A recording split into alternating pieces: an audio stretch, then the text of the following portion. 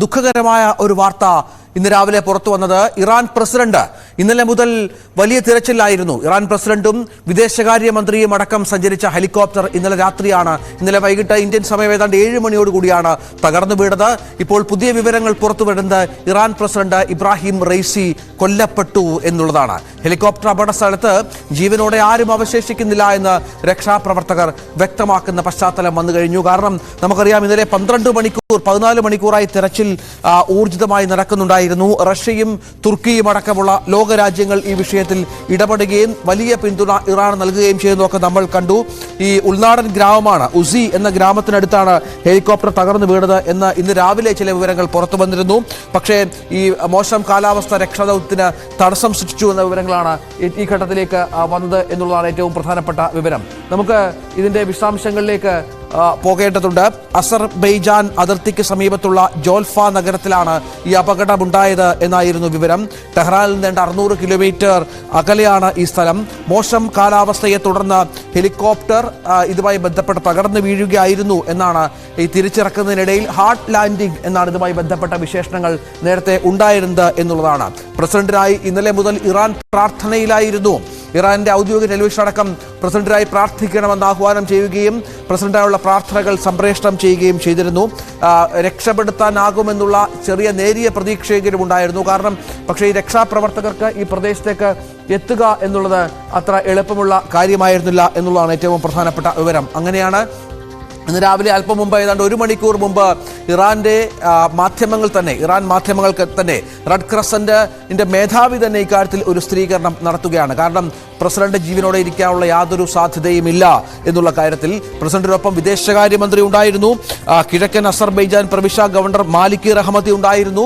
പരമോന്നത നേതാവിന്റെ പ്രതിനിധി അയത്തുള്ള മുഹമ്മദ് അലി ഉണ്ടായിരുന്നു. കൃഷ്ണേന്ദു നായർ ഏറ്റവും പുതിയ വിവരങ്ങളുമായി ചേരുന്നുണ്ട്. കൃഷ്ണേന്ദു, ദുഃഖകരമായ ഒരു വാർത്തയാണ്. കാരണം കഴിഞ്ഞ 10, 12, 14 മണിക്കൂറിലായി നമ്മളൊക്കെ ഈ പ്രസിഡന്റിന്റെ ജീവൻ പ്രസിഡന്റ് സംഭവിക്കില്ല എന്ന വിശ്വാസത്തിലായിരുന്നു. ഇറാനും ആ തരത്തിൽ ചില വിവരങ്ങൾ പങ്കുവച്ചിരുന്നു. പക്ഷേ ഏറ്റവും ഒടുവിൽ ആ മരണം അത് സ്ഥിരീകരിക്കപ്പെട്ടിരിക്കുന്ന പശ്ചാത്തലമാണ്.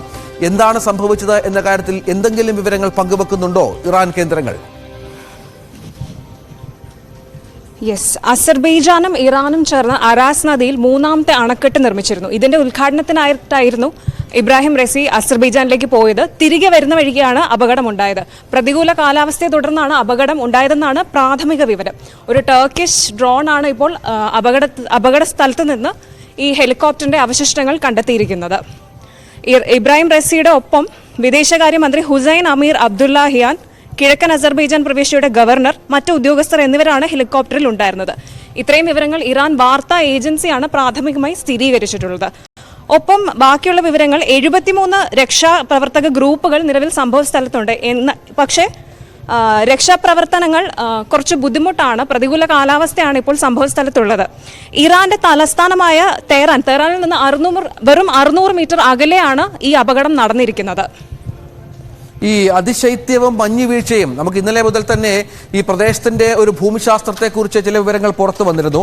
അതിശൈത്യമുള്ള പ്രദേശത്താണ് ഈ സംഭവം ഉണ്ടായത്. മഞ്ഞുവീഴ്ച, ഈ മഴ പെയ്ത് അത് വീണ്ടും മഞ്ഞായി മാറുന്ന ഒരു പ്രത്യേക സാഹചര്യമുണ്ട്.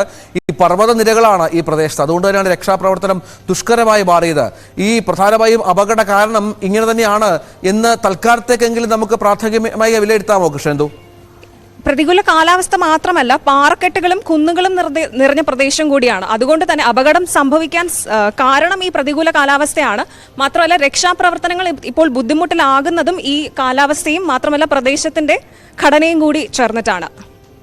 ഇതിന്റെ പ്രശ്നം ഈ അതിശൈത്യത്തിനും മഞ്ഞുവീഴ്ചയ്ക്കും ഇടയിലാണ് രക്ഷാപ്രവർത്തകർ ഈ കാൽനടയായി പോലും അവിടെ എത്തേണ്ട പശ്ചാത്തലമുണ്ടായി. 10, 12, 14 മണിക്കൂർ എടുത്തു ഈ ഹെലികോപ്റ്റർ ഉള്ള സ്ഥലം ഐഡന്റിഫൈ ചെയ്യാൻ പോലും. അപ്പോൾ അങ്ങനെ ഈ 2 ഹെലികോപ്റ്ററുകളൊപ്പം പോയിരുന്നു. സുരക്ഷിതമായി തിരിച്ചിറക്കി. ഈ രക്ഷാപ്രവർത്തകർ ഇവിടെ എത്താൻ വൈകിയത് ഈ അപകടത്തിന്റെ ഒരു വ്യാപ്തി കൂട്ടാൻ ഇടയായെന്നും പ്രസിഡന്റിന്റെ ജീവൻ നഷ്ടപ്പെടാൻ ഇടയായെന്നും ഒക്കെയുള്ള വ്യാഖ്യാനങ്ങളും ഈ വിദേശ മാധ്യമങ്ങളടക്കം നൽകുന്നുണ്ട്. അതിന്റെ പശ്ചാത്തലം എന്താണ്? അപകടത്തിൽ പെട്ടു എന്ന് അറിഞ്ഞപ്പോൾ തന്നെ രക്ഷാപ്രവർത്തനങ്ങൾക്കായുള്ള കാര്യങ്ങൾ ചെയ്യാൻ തുടങ്ങിയിരുന്നു. എങ്കിൽ ഇദ്ദേഹത്തിനൊപ്പം ഉണ്ടായിരുന്നു, ഇദ്ദേഹം സഞ്ചരിച്ച ഹെലികോപ്റ്ററിനൊപ്പം മറ്റ് 2 ഹെലികോപ്റ്റർ കൂടി ഉണ്ടായിരുന്നു. ഈ 2 ഹെലികോപ്റ്ററുകളും സേഫായിട്ട് എത്തിയിരുന്നു. ഇദ്ദേഹത്തിന്റെ ഹെലികോപ്റ്റർ മാത്രമാണ് ഈ കാലാവസ്ഥയെ ബേസ് ചെയ്തിട്ടുള്ള റിപ്പോർട്ടുകളാണ് വരുന്നത്. കാലാവസ്ഥ കാരണമാണ് ഇങ്ങനെ ഒരു അപകടം ഉണ്ടായതെന്നാണ് പറയുന്നത്. ഈ അപകടം സംഭവിച്ച ഉടൻ തന്നെ ഇദ്ദേഹം സഞ്ചരിച്ച ഹെലികോപ്റ്ററിനായുള്ള തിരച്ചിലുകൾ തുടങ്ങിയിരുന്നു.